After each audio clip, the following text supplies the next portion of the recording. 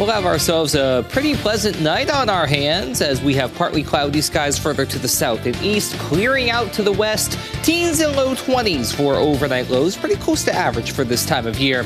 But if you were a fan of this seasonable Tuesday across Kiloland, oh, you're not going to like the rest of the forecast. For everybody else, hey, we warm up again. Back in the 40s, plenty of sunshine to go around. Really a little to complain about overall for the day on Wednesday. We warm up even more toward the end of the week. We'll talk about that coming up. But until then, First at 4 starts right now. Live from Kiloland Media Group. Kiloland News, First at 4. Pothole season is upon us, and how the Sioux Falls Streets Department is prepping for the problem. Then a non-traditional display in the Iowa State Capitol is causing some controversy, why some people want it removed. And later, SDSU students have the chance to stay in the dorms a little longer. Why the university is keeping the doors open. Good afternoon, and thanks for tuning in to First at 4. I'm Don Jorgensen. And I'm Kelly Volk. Developing this afternoon, following hours of testimony, a Sioux Falls man is headed to prison for first-degree manslaughter. A little over an hour ago, a judge sentenced Lamont Walker to 50 years at the penitentiary. Today's sentencing comes 3 years after Walker beat and shot a man before starting his body on fire in a ditch. We'll have more on today's hearing coming up in a half hour. The Domestic Violence Network in Madison is having a Build a Room campaign to raise money for a new expansion. Over 2 years ago, the organization constructed its current living space that consists of 3 bedrooms and 2 bathrooms. Now they're looking to finish the basement so they can house more people who are escaping from domestic violence. The new rooms will also help the tenants feel more secure than if they are housed at a hotel. It's just not a conducive environment. They're safer here. We have cameras. We have staff on site. So that's why we're building the additional rooms, and we're actually calling it Build a Room. Tonight at 6, Kiloland Summer Roddershot brings us to Madison to hear about the expansion and how the community is partnering with the Domestic Violence Network to raise money for the project. South Dakota Attorney General Marty Jackley is asking the Bureau of Alcohol, Tobacco, and Firearms, or ATF, to drop a proposed civil liability rule on firearm sales. The new rule would make any individual who sells a firearm for profit liable to civil, administrative, and criminal penalties. Jackley and other state attorney generals claim the rule violates the Second Amendment. Jackley says that the rule is an attempt to drive up the cost of firearms for lawful citizens. Well, once the snow flies and the plows hit the streets, potholes are sure to follow. The recent lack of moisture in Sioux Falls means pothole season is off to a slow start. I know we need the moisture, but that's really helped us out to try to stay ahead of them. And the guys have been hitting it pretty hard, right before the plants shut down to get some of that hot mix in the holes. Anytime you can get into the December and there's not a lot of moisture, not a lot of snow, sleet, we're good.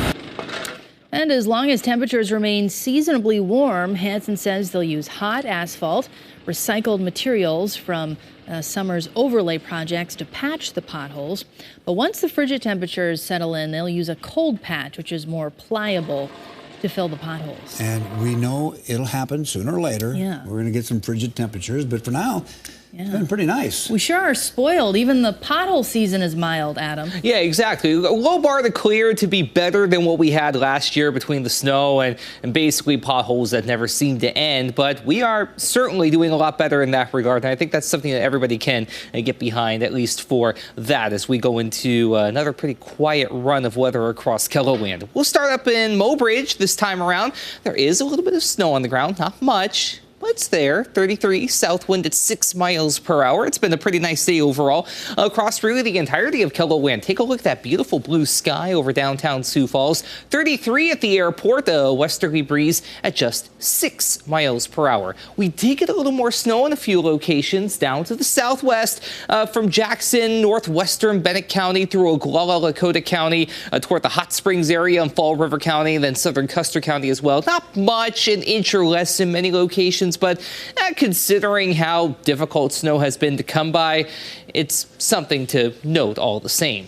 29 right now in Worthington as well as Brookings, 28 in Watertown, 31 Marshall, 32 in Aberdeen, 35 at the Capitol, 37 for Faith as well as Rapid City. And it hasn't really been all that windy today, especially East River. A few flurries hanging right along the South Dakota-Nebraska border. If you're toward Yankton, you might see a couple of flakes now and again, but the bulk of this is now down toward the northeastern portion of Nebraska and then to a lesser extent Sioux City.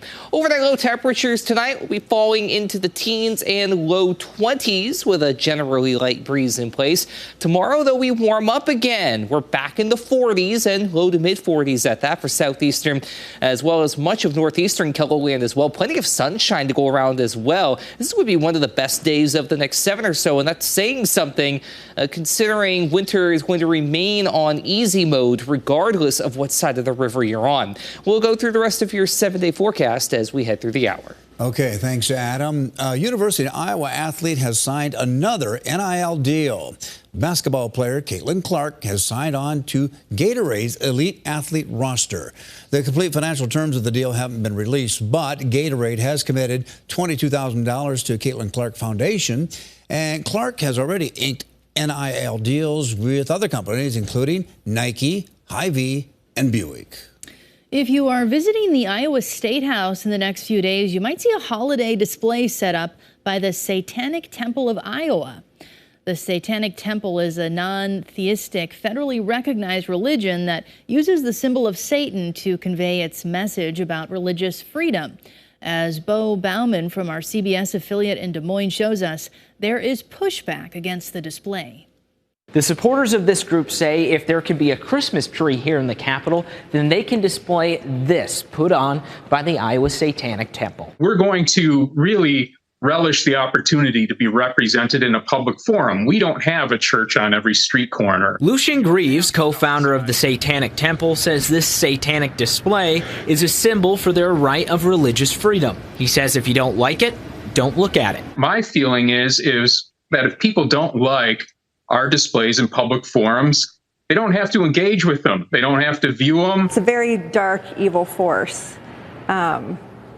And I truly hope people know how to battle that. Shelley Flockhart from Dallas Center says she was shocked to see it at the Capitol. Okay, come on in. Flockhart organized a prayer group on Wednesday around the Christmas tree in the center of the rotunda to oppose the satanic display near the stairwell. She calls it dark and evil and says Christians should spiritually fight against it. One, I hope people realize spiritual warfare is real, that there are evil, satanic forces that are trying to infiltrate our state. I'm told the altar here will be on display at the State House for 14 days. At the State House, Bo Bowman, KCCI 8 News, Iowa's news leader.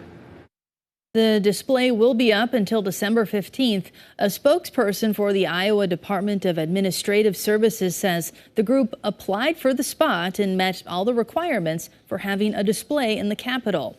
One state representative is calling for the removal of the display early, claiming it violates the state constitution. Well, a city in Iowa has filed a lawsuit against a manufacturing company regarding unpleasant odors. According to court documents, the city of Spencer is asking Isonova Technologies to cease operations because the smell is injurious to the health, comfort, and safety of the people in and around the area surrounding the plant. Isonova has denied there is any danger presented by the smell and claims that the plant is operating within the city's zoning requirements. A non-jury trial is scheduled for January 31st in Clay County. Coming up,